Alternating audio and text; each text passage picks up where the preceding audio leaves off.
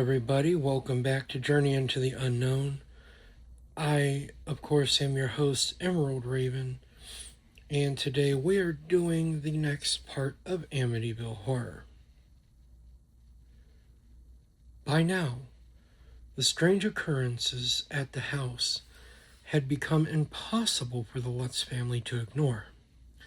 But according to George and Kathy, the house wasn't finished with them yet. The activity was becoming more personal. One of the first people to experience this was Kathy. She claimed that on several occasions she felt someone touching her while she was asleep. Not enough to wake her completely at first, but still enough to leave her with the unmistakable feeling that somebody else was in the room. But every time she opened her eyes, no one was there. George was beside her fast asleep. The children were in their bedrooms, and the house was completely silent. But as unsettling as that was, Kathy claimed something else began to happen. On more than one occasion, she reportedly woke up to find herself hovering above the bed. She later described feeling as though she had floated into the air while still asleep, and George later claimed that he himself witnessed this. Whether these experiences were dreams, episodes of sleep paralysis, or something paranormal, it has been discussed for decades. But for the Lutz family, these experiences were becoming increasingly difficult to dismiss. Then one day, the youngest daughter, Missy, began talking about someone new. According to Kathy, she insisted that she made a new friend, a little girl named Jody. At first, they dismissed it. I mean, it's not unusual for children to have imaginary friends. That's just a normal part of childhood. But then, Kathy said that Missy started to describe Jody in ways that became increasingly unsettling. Sometimes she looked like an ordinary little girl, and then other times she was described with glowing red eyes watching from outside the house. According to the family's account, Jody could appear in many different forms. One of the most well-known descriptions was that of a large pig-like creature with bright red eyes. George later claimed that one night at approximately 3:15 in the morning, he once again felt compelled to check the boathouse. As he looked back toward the house, he saw Missy standing in her bedroom window. But according to George, she wasn't alone. Behind her stood what appeared to be a large pig-like creature with glowing red eyes staring back at him. George rushed into the house, ran up the stairs to Missy's bedroom, but when he reached her room, she was in her bed fast asleep. There was no sign of the creature, and according to the family's account, the only unusual thing remaining was Missy's rocking chair.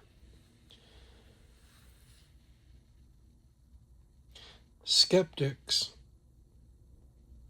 say that it sounds like another frightening story born from the fear of a child.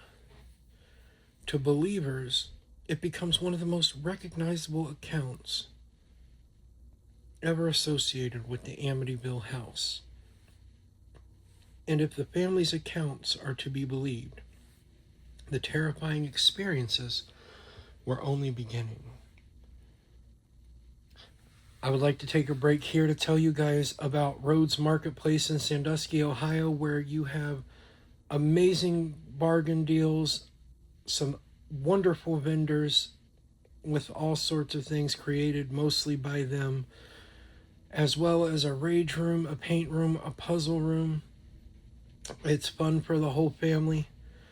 And that is 1148 Cleveland Road, Sandusky, Ohio, just down the street from Cedar Point. So go check them out. You can find me there almost every Saturday offering oracle readings, and we also host public ghost hunts and private ghost hunts. If you wish to set up a private investigation, please go on to Facebook to Rhodes Marketplace or Emerald Ravens Hollow and get a hold of us, and we will get you set up for that.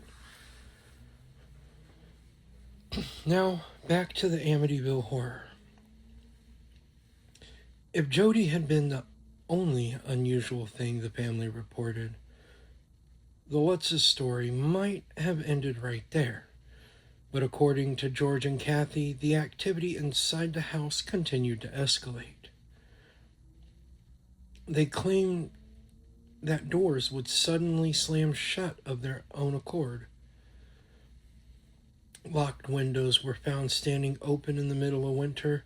Strange noises echoed throughout the house at all hours of the day and night. Footsteps could be heard walking through empty rooms, even when the entire family was already accounted for. But one of the most famous claims involved a swarm of flies. According to the Lutz family, hundreds of flies suddenly appeared inside the sewing room, despite the fact that it was the middle of winter. And they claimed that they killed all the flies, cleared the room, only for a new swarm to show up later. They would also find a mysterious green substance. According to them, a thick, slimy green material would occasionally appear on the walls and in keyholes, and even around door frames. They claimed it seemed to materialize without explanation, then they would clean it only for it to return later.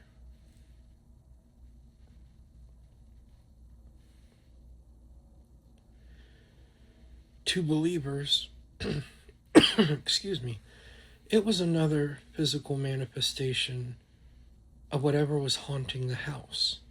To skeptics, well, they suggest that everything from mold and algae to exaggeration or outright fabrication was probably the answer, because no physical evidence of that substance was ever preserved.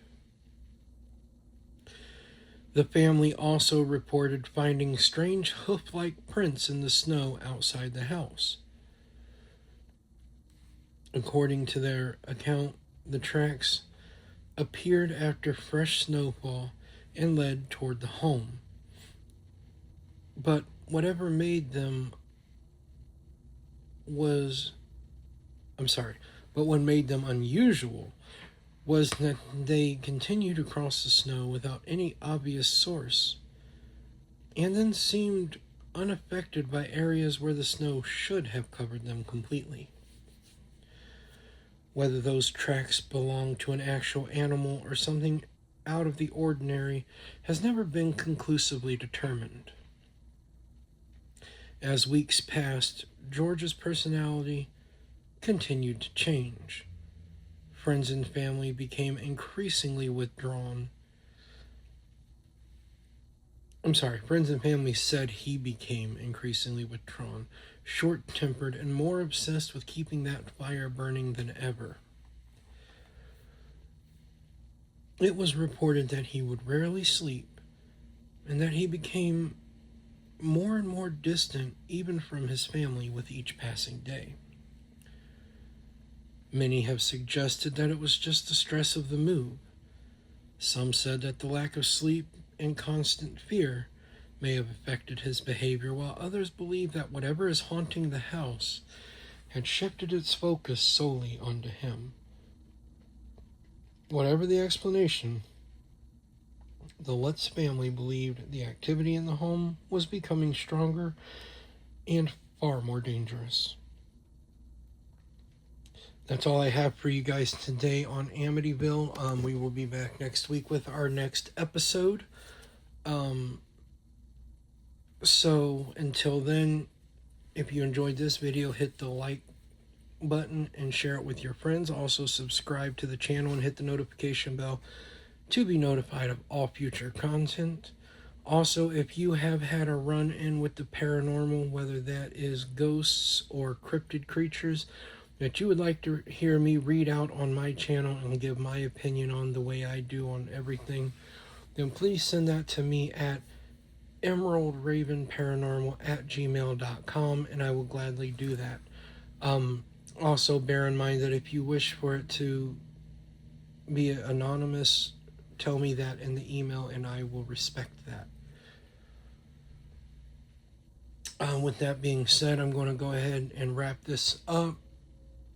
If you are seeing this early enough on Friday, or early enough today, I guess, August 21st, there is a public investigation at Hillview Manor in Newcastle, Pennsylvania. I will be there from 9 to 3 in the morning, 9 p.m. to 3 a.m. investigating. So come on out and support Hillview and do some investigating with me. It's a great haunt. If nothing else, I will also be out Saturday, the 22nd, at Rhodes Marketplace in Sandusky, Ohio. I will be offering my readings, as well as we are having a public ghost hunt this weekend, so that's something you're not going to want to miss. I will see you guys back here next week for the next part of Amityville Horror. Until then, stay safe, and remember, when it comes to the paranormal, never be afraid to spread your wings and soar into the unknown.